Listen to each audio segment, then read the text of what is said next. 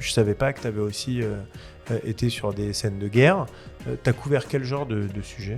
Moi, à la base, je suis rentré au Parisien en tant que photographe et vidéaste, journaliste vidéo. J'ai fait beaucoup de terrains qui effectivement sont denses, sombres. Le concept de Biclou et qu'on essaie de garder et de développer et que finalement on garde vraiment à chaque fois, c'est vraiment la petite caméra 360 posée sur le guidon et puis moi qui pars un peu entre guillemets à l'aventure. Il y a beaucoup de sujets économiques qu'on peut pas du tout traiter, qui sont impossibles parce que, enfin pas du tout, on pourrait, mais c'est quand même assez peu visuel. Alors justement, peut-être que nos amis collègues juste à côté de nous des Échos pourraient le faire. D'ailleurs, ils ont une bonne chaîne aussi maintenant, YouTube vidéo, donc ça ils peuvent le faire, mais c'est vrai que c'est quand même un peu compliqué. De toute façon, il y a un enjeu de la présence des femmes dans le vélo, j'ai envie de dire même voilà, dans la rue, je pense que c'est une sorte de combat dans tous les cas. Et sur tous les épisodes que tu as tournés, il y en a un vraiment dont tu te rappelles qui t'a plus marqué que les autres, un meilleur souvenir ou moins bon, mais en tout cas quelque chose de plus fort ? J'étais parti à Annecy voir un cycliste de plus de 90 ans qui fait encore des cols. Et là, franchement, quand tu es avec ta petite ribambelle de vieux, voilà, je dis ça avec beaucoup d'amour pour eux, de personnes âgées qui sont sur le vélo, pas tous en électrique d'ailleurs, certains musculaires, tu les suis dans l'école, etc. Moi, j'ai des souvenirs vraiment incroyables.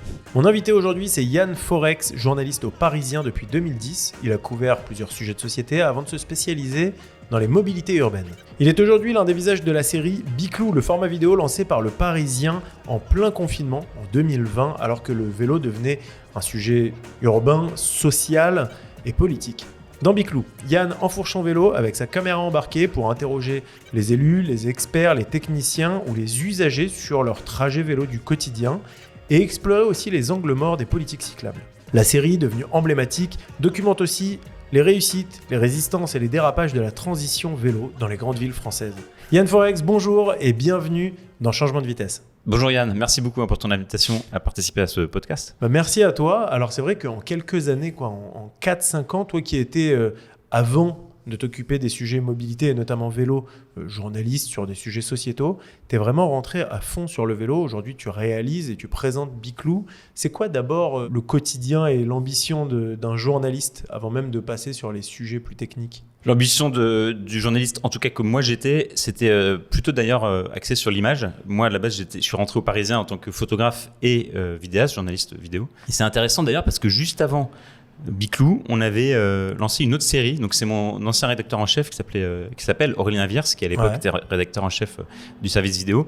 Il avait lancé une série sur l'électrification du parc notamment automobile. On avait fait plusieurs épisodes comme ça sur le fait que les voitures deviennent électriques. Donc là on était quoi, avant 2020 Ouais, on était vraiment 2018-2019.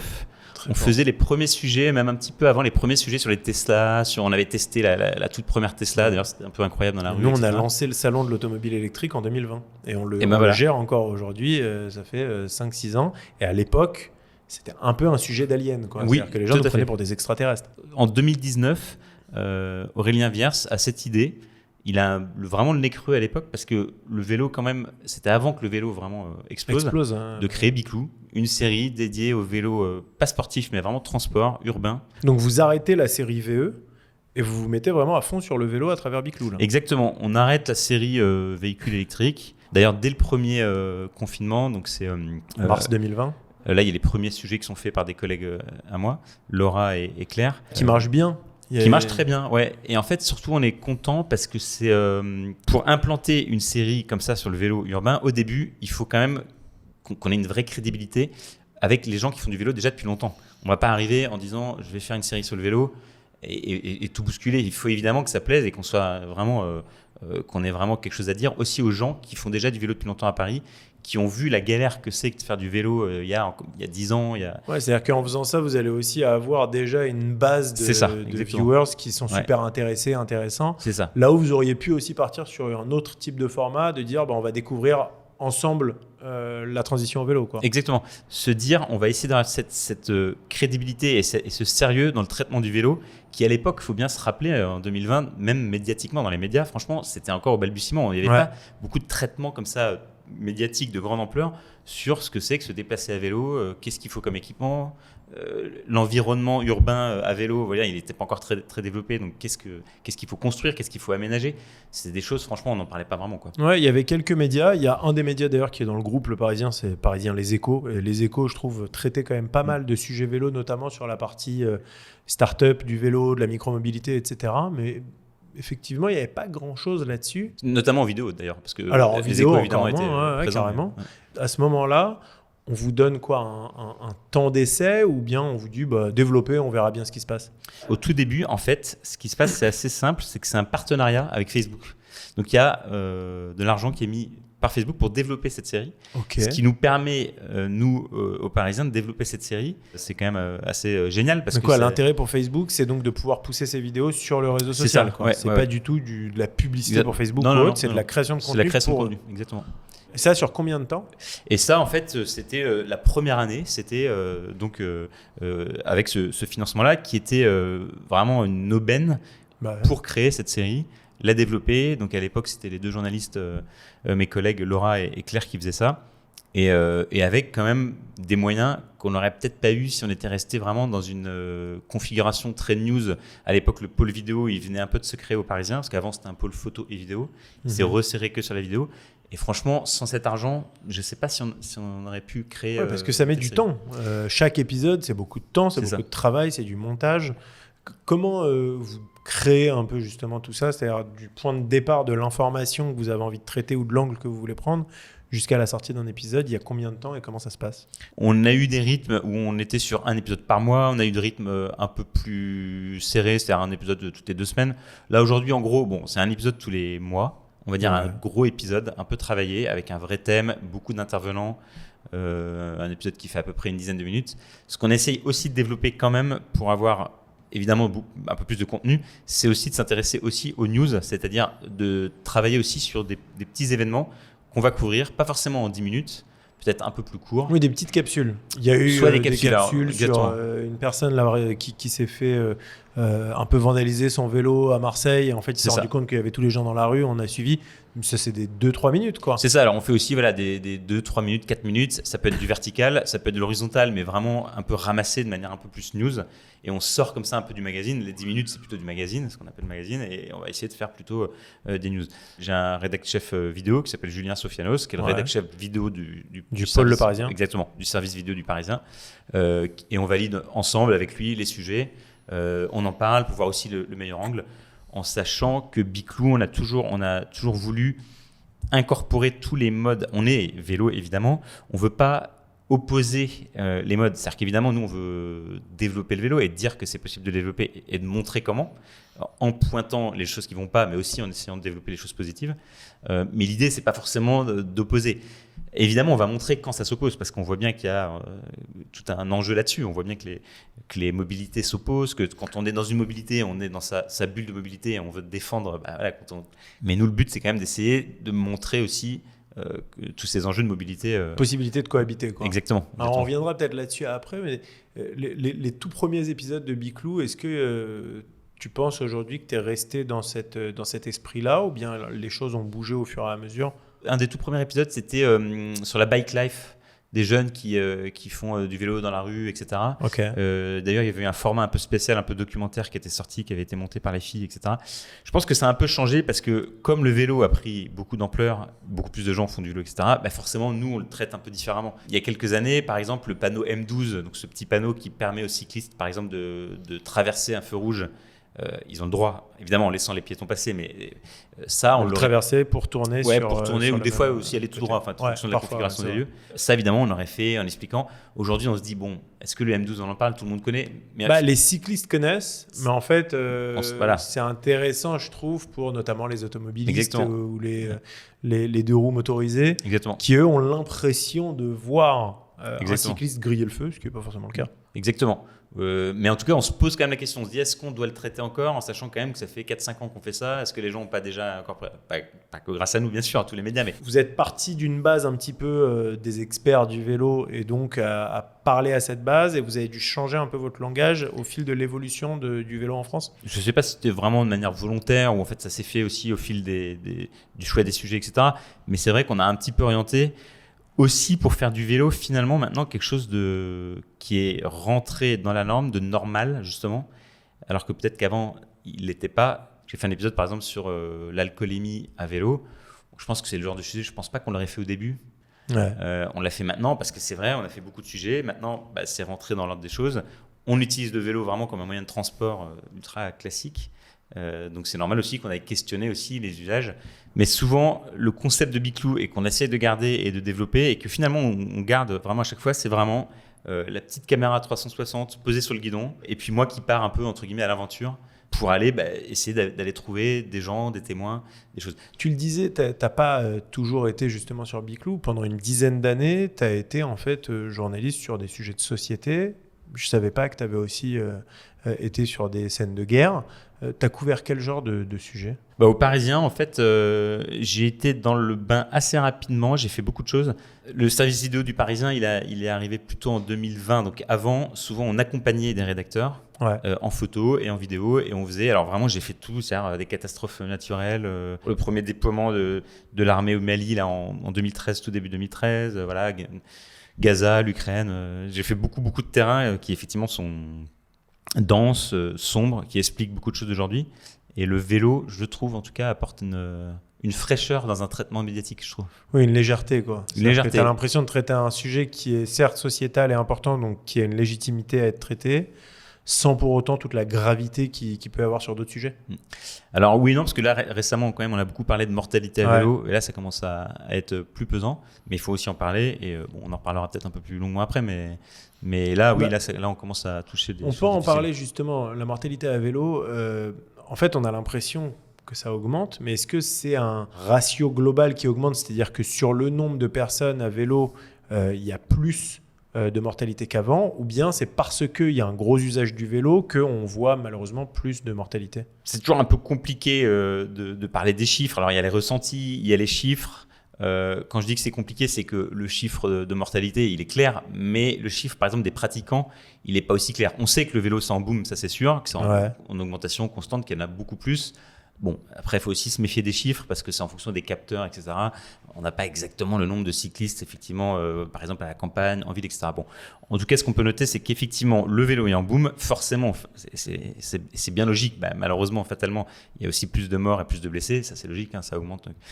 Mais après, il y a aussi quelque chose qui est assez fondamental dans le vélo quand même, c'est cette espèce de notion un peu de masse critique, de masse de cyclistes. C'est-à-dire que plus il y a de cyclistes, finalement, plus ils sont aussi en sécurité parce que on les voit plus sur les pistes cyclables. Les automobilistes voient ce flux, donc ne peuvent pas tourner quand ils veulent. C'est-à-dire que voilà, ça met finalement en sécurité les cyclistes.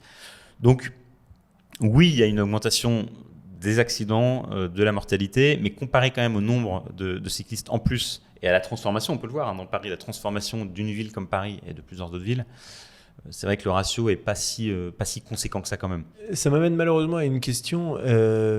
C'est un gros débat chez les cyclistes parce qu'il y a beaucoup de gens qui disent « Ah non, mais ça va freiner les gens dans l'essor du vélo », d'autres qui disent « Oui, mais c'est indispensable, etc. » Sur le casque, toi, dans tous tes épisodes, on te voit, tu portes un casque. Est-ce que tu penses qu'on devrait tous porter un casque et est-ce que tu penses qu'il devrait être obligatoire ou pas?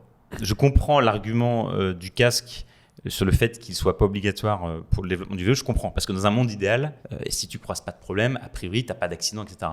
En revanche, quand même, on est aussi dépendant des autres, etc. Donc moi, je pense quand même un casque, ça limite quand même beaucoup de blessures, quoi. Au-delà même des automobilistes, en fait, à partir du moment où on est sur la route, où on roule, où il y a des gens autour de nous, on prend un risque. Tu avais fait tout un épisode, toi, sur les équipements, les clignotants, les casques, etc.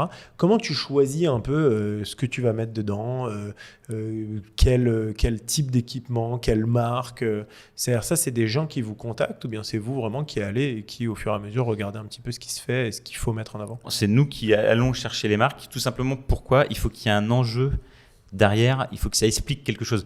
C'est-à-dire que là, on est allé chercher, par exemple, Gaïa. Pourquoi ? Parce que ça nous semblait intéressant de montrer la première marque qui vraiment a installé des clignotants de cette façon-là, quoi. C'est-à-dire qu'ils sortent, qu'on voit réellement à l'avant et à l'arrière. Qui sont intégrés dans le design du vélo. Exactement, qui ont été pensés pour ça. D'ailleurs, qui s'inspirent en fait beaucoup finalement de l'industrie auto et moto d'ailleurs, parce que c'est des clignotants finalement qui ressemblent beaucoup à ceux des scooters. Et sur tous les épisodes que tu as tournés, il y en a un vraiment dont tu te rappelles qui t'a plus marqué que les autres, un meilleur souvenir ou moins bon, mais en tout cas quelque chose de plus fort? Franchement, tous les épisodes, moi, me semblent un peu dingues parce qu'il y a toujours des choses, des énergies un peu incroyables qui se passent. Après, je me souviens par exemple, c'est un épisode qui a pas trop marché d'ailleurs, les gens n'ont pas trop regardé sur nos anciens, les vieux qui font du vélo. Ouais, j'ai vu. Et celui-là, moi, je l'ai vraiment adoré. J'étais parti à Annecy voir un cycliste de plus de 90 ans qui fait encore des cols. Et là, franchement, quand tu es avec ta petite ribambelle de vieux, voilà, je dis ça avec beaucoup d'amour pour eux, de personnes âgées qui sont sur leur vélo, pas tous en électrique d'ailleurs, certains musculaires, que tu les suis dans l'école, etc. Moi, j'ai des souvenirs vraiment incroyables, y compris même d'ailleurs marrant. À un moment, j'essaie de leur parler, bon, ils m'entendent pas trop et tout. Et en fait, vraiment, ces gens m'ont beaucoup inspiré parce que tu vois que le vélo, quand même, ça conserve quand même. 90 ans et il continue à pédaler. Et il avait déjà pris un rendez-vous pour ses 100 ans. Pour le prochain col, j'espère, je touche du bois, voilà, j'espère qu'il sera encore là, mais franchement, chapeau quoi. Donc tu vas aller lui fêter son anniversaire avec Biclou. Ouais, c'est sympa ça. Et vous avez eu très vite sur les chiffres, etc., une grosse prise sur Biclou, c'est-à-dire que c'est pas une chaîne, c'est Le Parisien sur YouTube, mais tu as la playlist Biclou et donc les vidéos Biclou très vite ont pris. C'est-à-dire comment vous avez réussi à vous faire voir en fait dans l'ensemble de l'écosystème information sur le sujet vélo? Biclou au début, c'était donc YouTube évidemment encore maintenant, c'était aussi sur la page du Parisien bien sûr. Sur YouTube, ça a beaucoup cartonné à partir de l'épisode sur le vol. Ouais. On nous en parle souvent et c'est vrai que ça c'est un épisode qui est très bien fait avec des super images, des super infos. Elles ont suivi le vélo, Claire elles ont réussi à le retrouver dans un hangar. Exactement, enfin, c'était un truc de dingue. Ouais, c'était un truc de dingue, ça a très bien marché.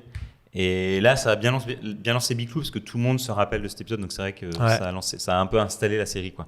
Et d'ailleurs aussi, ça a donné envie aux Parisiens aussi de se dire, c'est vrai qu'il y a un truc à faire autour de ça, de continuer, quoi. Ouais, c'est-à-dire que jusque-là, on regardait un petit peu en se disant bon, on va voir ce que ça donne ce format. Et puis là, vous êtes vraiment arrivé en disant bon bah voilà, maintenant ça marche, on continue. Exactement. Ouais.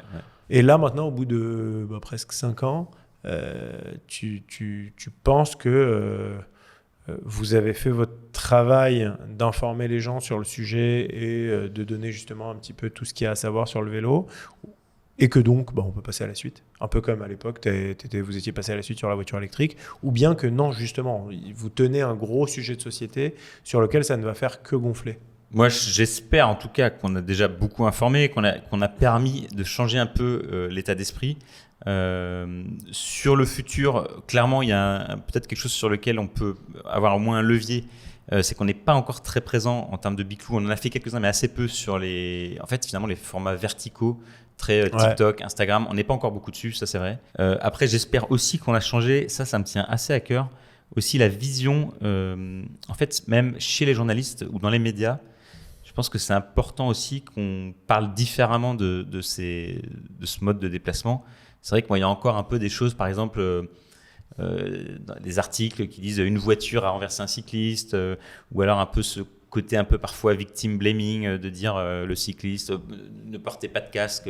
Évidemment, c'est pas bien, mais c'est pas illégal de pas porter de casque ou porter des oreillettes. Alors là, c'est illégal, mais c'est pas parce qu'on porte des 135 €. Hein. Alors c'est 135 €, mais c'est pas parce que ceci dit on porte des oreillettes que tu mérites de te faire renverser. Bien sûr, c'est certain. On mérite de se faire renverser, voire même de mourir.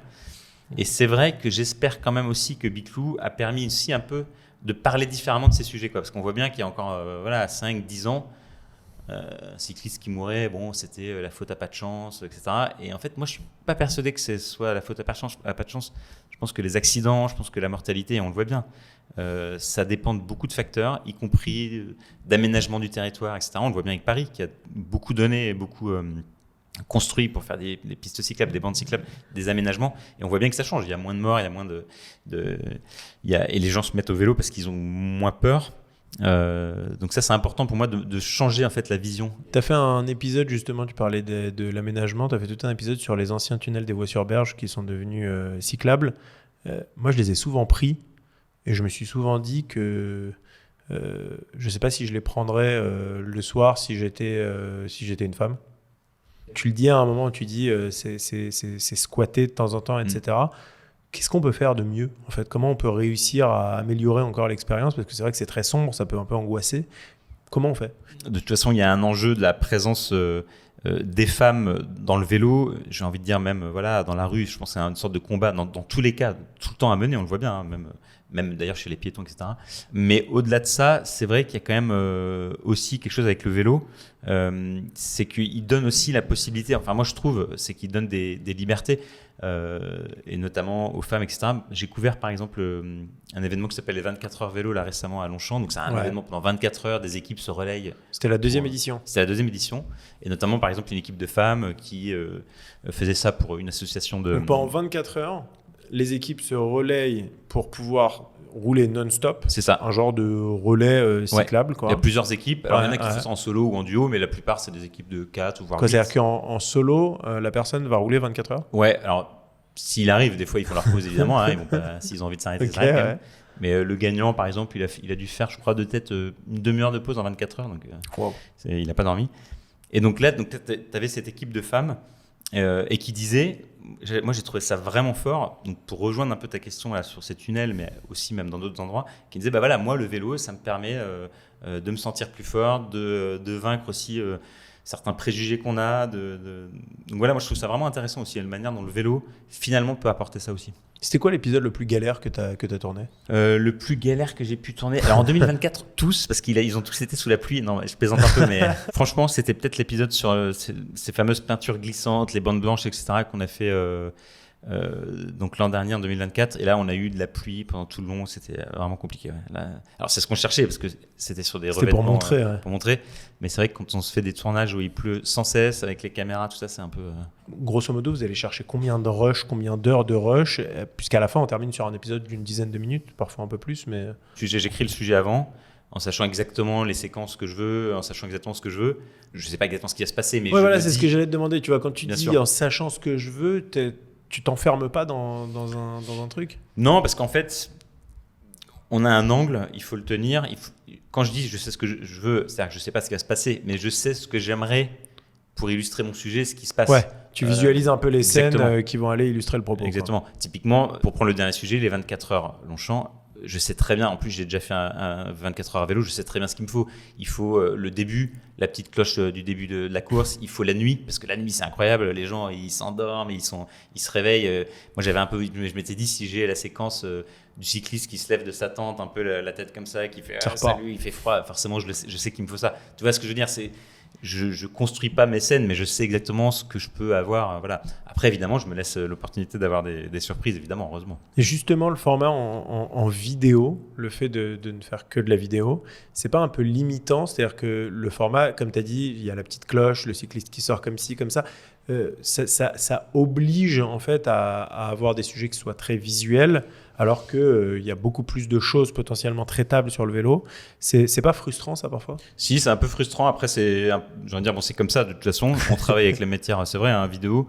Notamment, peut-être c'est vrai sur les sujets économiques. Il y a beaucoup de sujets économiques qu'on peut pas du tout traiter, qui sont impossibles parce que, enfin, pas du tout, on pourrait, mais c'est quand même assez peu visuel. Alors justement, peut-être que nos amis et collègues juste à côté de nous des Échos pourraient le faire. D'ailleurs, ils ont une bonne chaîne aussi maintenant, YouTube vidéo, donc ça, ils peuvent le faire. Mais c'est vrai que c'est quand même un peu compliqué, quoi, les sujets économiques. Tu vois, tu dis les Échos, eux, quand tu as dit sur leur chaîne YouTube, en fait, c'est un peu du podcast face caméra où ils vont parler. Toi, tu devrais potentiellement prendre ce rôle-là de parfois juste essayer de débunker un sujet, quoi. Là-dessus, oui, pourquoi pas, ouais. Pourquoi pas, il y a des choses qui peuvent se faire à l'avenir. Je pense qu'on y pense aussi à faire un peu aussi autre chose. Forcément, ça fait 5 ans qu'on fait Biclou. Oui, c'est à travers ça que vous pouvez potentiellement pérenniser justement le format Biclou en alternant un petit peu avec d'autres sujets, quoi. Exactement. Ouais. En fait, vous avez une remise en question permanente sur comment réussir à garder toujours un sujet qui va intéresser. J'imagine que vous regardez les vues à fond sur YouTube pour s'assurer un peu que ça continue d'avoir le même entrain. Pour nous aussi, parce qu'on aime bien, c'est-à-dire qu'on ne veut pas non plus tomber dans une routine, et puis on suit aussi ce qui se fait. Tu vois, là, je t'ai dit, c'est vrai que par exemple les formats verticaux, les formats très TikTok, Instagram, on les a un peu loupés, c'est vrai, avec Biclou, donc il faudrait qu'on s'y mette. Et c'est vrai que tu as raison, il y a peut-être aussi des choses à creuser du côté du podcast filmé, c'est vrai. Alors, de manière plus sociétale, il y a un sujet qui revient tout le temps. Tout à l'heure, t'en parlais, c'était un des premiers sujets qui a fait décoller la chaîne. C'est sur le vol de vélo. T'as pas un Parisien, j'ai l'impression, qui s'est pas fait voler au moins un vélo. On sait que maintenant, les vélos peuvent coûter très cher, 2 000, 3 000, 5 000 euros pour certains. Est-ce que dans tes différents échanges, tu as rencontré des vraies solutions pour réussir à endiguer un peu ce fléau? Est-ce que tu penses qu'on va réussir à gérer ce sujet, ou bien tu es condamné quand tu as ton vélo à t'en faire voler au moins un si tu n'as pas mis 15 antivols dessus? Franchement, c'est vrai que c'est compliqué. Je vois pas trop de solutions. En fait, la solution, elle serait évidemment sur le parking sécurisé pour tout le monde, mais c'est complexe. On voit bien, il y a des choses qui marchent, il y a des choses qui marchent pas. On voit bien les box qui ont été installées dans certaines rues. Bon, même elles sont fracturées, donc ils finissent même par les enlever. Il y a comme ça des petites solutions. Il y a des boîtes qui réutilisent des places de parking voiture pour en faire des places de parking vélo. Donc là, c'est quand même assez bien sécurisé, parce que souvent, c'est des parkings souterrains, donc il faut déjà la clé du parking. Le badge. Le badge. À l'inverse, c'est aussi très, comme c'est à l'abri des regards, bon, si quelqu'un a le badge, il vient, et pour le coup, il peut embarquer plusieurs vélos en même temps. Mais c'est vrai qu'on voit bien avec la réponse, par exemple, des forces de l'ordre. Il y a quelqu'un, il n'y a pas très longtemps, qui me disait, il s'est fait voler son vélo, et il l'a retrouvé, attaché avec un autre cadenas. Donc il a appelé la police, et la police ne pouvait pas se déplacer, bon, bizarrement. Il leur a dit non mais c'est mon vélo, et donc il a fini par leur dire du coup qu'est-ce que je fais, est-ce que je vole mon propre vélo? Et la police a dit franchement si c'est le vôtre faites-le, etc. Quoi? Ouais. Et il a dit ok, et il a dit mais si une patrouille de police me surprend, et les policiers ont dit mais si c'est le vôtre, que vous pouvez prouver que c'est le vôtre, et en plus là notre conversation elle est enregistrée, tout ça, il n'y a pas de souci, vous leur direz que... Donc quoi, le gars a fracturé l'antivol sur son propre vélo, quoi. Propre vélo, tout seul, il a récupéré comme ça. Incroyable. Ouais, c'est dingue, ouais. Un autre truc qui m'avait pas mal marqué dans les épisodes que vous avez tournés, c'est Versailles. J'étais hyper surpris. C'est-à-dire que tu arrives devant l'école à un moment et tu vois, je sais pas, genre 10, 15 vélos cargo. C'est devenu la ville du vélo, quoi. Oui, alors c'est vrai que Versailles a quand même beaucoup investi sur le vélo. Et j'ai vu des scènes, honnêtement, que j'ai pas vu beaucoup quand même en France, de très jeunes enfants seuls à vélo sur des routes. Et ça, franchement, on ne le voit pas souvent. C'est-à-dire que tu as des routes, aux heures évidemment des collèges, lycées et écoles, tu as 5, 6, 10 gamins à vélo qui prennent toute la route, qui remontent, qui descendent. Et parfois, tu n'as pas forcément d'adultes à côté. Et ça, là, je me suis dit, il y a quand même un truc autour du vélo à Versailles, parce que les gens vraiment se déplacent très facilement. Après, alors, il y a une vraie activité, une vraie volonté du maire qui a beaucoup développé ça. Ils ont aussi, c'est vrai, une ville qui est quand même assez vaste, avec des très grands axes, évidemment les grands axes royaux qui étaient à l'époque, ces grands axes devant le château, tout ça, il y a de la place, c'est vrai. Mais il y a des endroits où ça a été plus compliqué. Le maire, dans le sujet, me disait, voilà, il y a des endroits où ça a été quand même assez compliqué d'imposer certaines pistes cyclables, d'enlever des places de parking à des gens qui avaient l'habitude de se garer. Et je crois que le maire de Versailles, lui aussi, a eu des fois des moments compliqués, je pense, à se gérer avec les gens qui voulaient garder des sortes de privilèges avec la voiture, comme on voit bien la maire de Paris, Anne Hidalgo, on voit bien parfois maille à partir avec des réticences, évidemment. Parce que... Les gens, souvent, en fait, sont assez critiques dans un sens ou dans l'autre, assez extrêmes sur ce genre de transition, parce que on va changer leur quotidien, et donc on a l'impression soit de se faire priver de liberté, soit qu'à l'inverse, on nous doit cette liberté, donc il faut faire ce qu'il faut. Est-ce que ta vision là-dessus, c'est-à-dire, tu trouves qu'on pourrait être un peu plus apaisé sur ces sujets-là? La voiture, telle qu'elle a été construite depuis des dizaines, des 20 ans, 30 ans, 50 ans, c'est une liberté absolue, évidemment. Ça a été construit comme ça. Et forcément, quand on enlève cette liberté absolue, ça crée d'énormes crispations qu'on peut comprendre, c'est vrai. Si du jour au lendemain, on vous dit vous ne pouvez plus vous garer en bas, ou alors vous devez payer, oui, ça fait beaucoup d'étincelles, et ça met les gens en colère. Après, je pense qu'on le voit bien, il y avait aussi une vraie demande de gens qui voulaient aussi un autre choix. Donc pouvoir se déplacer à vélo, ce qui était franchement, il y a 10 ans, pas possible à Paris, en tout cas de manière très très ponctuelle. Donc il faut essayer de trouver, c'est vrai, ce ratio, c'est pas évident. Et aujourd'hui, c'est safe selon toi de rouler à vélo dans Paris? C'est compliqué par la masse, bizarrement, de cyclistes, parce que ça a peut-être rendu plus facile vis-à-vis des automobilistes. Mais c'est vrai qu'il y a quand même beaucoup d'utilisateurs maintenant pour certaines pistes. Il y a certaines pistes qui sont devenues quand même un peu compliquées, ça c'est vrai. En fait, disons-le franchement, elles sont devenues presque trop petites vu la masse de cyclistes. Il y a beaucoup de gens qui me disent, et donc qui font du vélo depuis très longtemps, qui sont membres d'associations, etc., un peu experts. Ils me disent aussi, finalement, on montre aussi plus cette violence, cet énervement, parce qu'il y a toutes ces caméras, il y a des gens qui filment, il y a des gens qui diffusent, il y a des gens qui en parlent, Biclou, mais plein d'autres. Et est-ce que c'est pas ça aussi qui montre, est-ce que cette violence, elle n'a pas finalement toujours un peu aussi existé, ces complexités, ces problèmes sur la route, sauf que là aujourd'hui on les montre, et sauf que les gens aussi le disent. Je sais pas, par exemple il y a 15 ans, un cycliste sur la route, bon, bah, il aurait peut-être pas réagi si une voiture le collait parce qu'il savait que c'était comme ça. De toute façon, il n'y avait pas de piste, c'était comme ça. Aujourd'hui, bah, il va réagir, il va filmer, il va le diffuser, il va dire sur les réseaux, il va dire regardez. Oui, c'est vrai que si on voyait pas autant de vidéos de cyclistes avec leur GoPro ou quoi qui rencontrent parfois des problèmes, on aurait peut-être moins l'impression qu'il y a de la violence, mais il n'y aurait pas pour autant moins de violence. Quoi. Non, c'est ça. Moi, je pense qu'il y a vraiment de la violence, ça c'est sûr, parce qu'on a remis en cause vraiment des ordres un peu établis de la voiture, etc. Après, je pense que dans tous les cas, c'était compliqué aussi de rouler avant. Donc c'est plus safe aujourd'hui malgré tout quand même. Bah, c'est plus safe, ça c'est sûr, parce que les gens le font plus et on a plus envie, c'est sûr. Aujourd'hui, il y a certains axes, il y a 10 ans, moi j'y serais jamais allé avec ma fille par exemple. Comment toi qui parles non-stop à des cyclistes et qui vis un peu leur quotidien et qui regarde et qui observe, comment tu peux voir une solution là-dedans quoi ? Peut-être qu'il y a quelque chose à faire autour du permis de conduire, sur se mettre à la place d'un cycliste, etc. Moi, je pense qu'il y a aussi beaucoup de nouvelles règles finalement que les automobilistes n'ont pas encore vraiment intégrées. Les 30 km/h, par exemple, il y a quand même énormément d'automobilistes, franchement, disons-le clairement, qui ne les respectent pas, voire même qui disent, moi je l'ai entendu plein de fois, et ils disent non mais les 30 à l'heure, c'est impossible. C'est comme si c'était impossible physiquement de rouler à 30 à l'heure.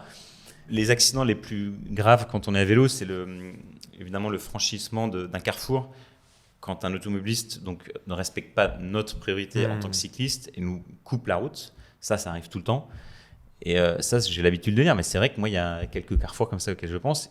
Honnêtement, hein, ça n'arrive quasiment jamais qu'un automobiliste respecte ce droit que j'ai, cette priorité. Et est-ce que de l'autre côté cycliste, tu vois, tu parlais du permis de conduire où il faut essayer de vivre un peu le côté vélo, avoir plus d'empathie. Est-ce qu'il faudrait peut-être imaginer un genre de permis vélo, puisqu'on voit que de plus en plus de gens se mettent au vélo et souvent de nouveaux utilisateurs, de nouveaux usagers du vélo jouent un peu avec les règles. Tu avais fait tout un épisode d'ailleurs là-dessus sur des gens qui, alors eux c'est bien pire, ils se retrouvent vraiment en délit quoi. En débridant leur ils débrident, etc. Donc ça c'est un sujet, mais tu as aussi de manière plus générale des gens qui vont pas forcément respecter le code de la route, qui vont passer au rouge quand c'est interdit. C'est-à-dire qu'il y a parfois où c'est autorisé, mais parfois ils vont juste se prendre cette liberté. Et est-ce qu'il faut juste communiquer et responsabiliser les gens, ou est-ce qu'il faudrait aller un peu plus loin ? En fait, une sorte de permis de conduire vélo. Ouais. Franchement, la majorité quand même des associations cyclistes sont quand même opposées, toujours pour d'ailleurs les mêmes arguments. Hein. C'est vrai que ça freine énormément la pratique. Ça n'a pas vraiment un rôle entre guillemets vertueux pour ce développement du vélo qu'on aimerait aussi plus fort.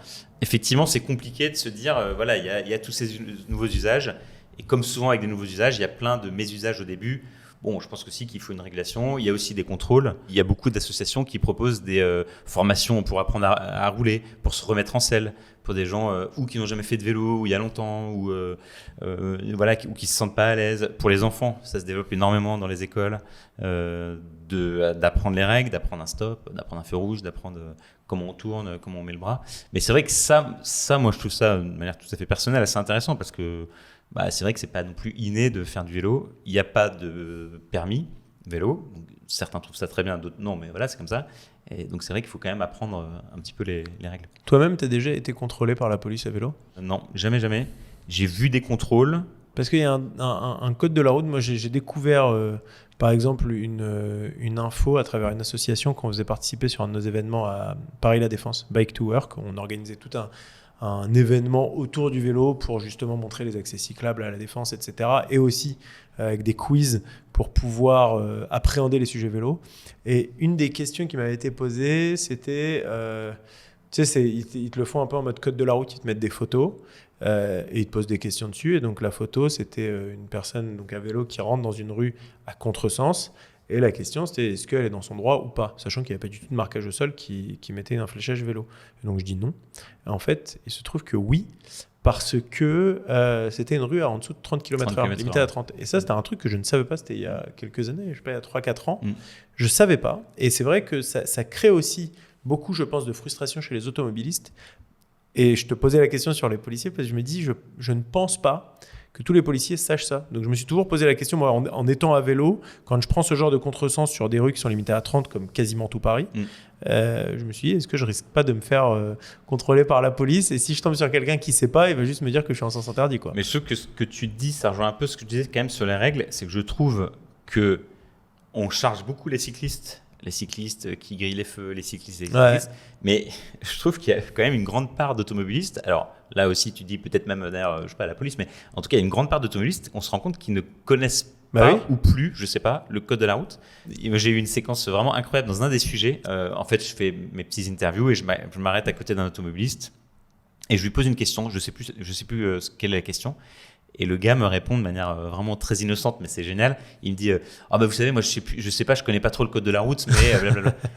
Et c'est quand même génial, l'automobiliste qui est dans sa voiture, hein, il est arrêté, mais il est à son volant, qui me dit qu'il connaît pas le code de la route. Donc, ça résume, je trouve assez bien, ce qui pèse sur les cyclistes, c'est-à-dire qu'on leur reproche tous les maux, mais franchement, faut aussi que parfois les automobilistes se demandent est-ce que vraiment je suis irréprochable. Peut-être une question un peu plus légère. Est-ce que tu te rappelles toi de ton moment le plus beau à vélo? Puisque tu tournes beaucoup à vélo. Est-ce qu'il y a un moment comme ça, tu sais, parfois tu as ce genre de moment de liberté un peu suspendu comme ça? Mes moments à vélo, ouais, ils sont vraiment nombreux évidemment. Il y a un moment un moment pro et un moment perso. Allez, okay. Le moment pro, j'ai beaucoup aimé un épisode que j'ai fait à Nantes sur plein d'infrastructures qui sont un peu dingues dans la campagne. C'est une piste cyclable qui passe sous une maison, une piste cyclable qui passe dans un champ. Donc, ils ont construit un tunnel pour éviter les vaches parce qu'il y avait un conflit avec un agriculteur. Et ça, j'ai beaucoup aimé parce que souvent, moi, mes tournages, j'aime bien me lever tôt. Je fais mes tournages assez tôt. Donc, il y avait une lumière, il y avait un truc particulier. Et surtout, j'avais l'impression D'ailleurs, je crois qu'on l'avait titré La piste enchantée. Je sais plus, il y avait un côté vraiment un peu enchanteur dans ce sujet où je me disais, ah ouais, là, ils mettent vraiment beaucoup sur la table pour le vélo et ça m'a vraiment marqué. Et puis de manière perso, évidemment, moi je me déplace à vélo, je fais aussi du sport à vélo et toutes ces sorties que je fais le matin très tôt, quand ça se lève, en montagne, tout ça, c'est vraiment des moments évidemment complètement dingues, quoi. Dernier, les prochains épisodes là, de Biclou, j'imagine que tu bosses déjà dessus. Le prochain big épisode que vous prévoyez, on est sur quoi? On va encore rester un peu dans le négatif sur cette violence routière, évidemment avec des suites sur Paul Vary, qui a été tué par cet automobiliste. Voilà, on va sortir quelque chose, c'est en préparation. Mais donc quoi, plutôt enquête, quoi? Ouais, un sujet un petit peu plus long que d'habitude. D'accord. Pour essayer de vraiment comprendre qui il était, ce qui s'est passé, pourquoi, ce qui s'est passé, voilà, la justice aussi le dira, mais en tout cas comprendre pourquoi il y a cette violence qui est arrivée comme ça dans sa vie à Paul. Yann, merci beaucoup pour cet échange. On en sait plus sur toi, sur Biclou, sur le vélo de manière plus générale. En tant qu'observateur du sujet, tu as pu naviguer ces 5 dernières années, une grande évolution du vélo un peu partout sur les routes de France et notamment les routes d'Île-de-France. On te souhaite encore beaucoup d'années avec Biclou. Merci. Et puis on va suivre l'évolution, que ce soit en vertical comme tu l'as dit, ou que ce soit peut-être en face caméra ou autre. Mais en tout cas, on suivra ça de très près. Merci beaucoup Yann. Merci beaucoup Yann aussi. Merci vraiment pour l'invitation.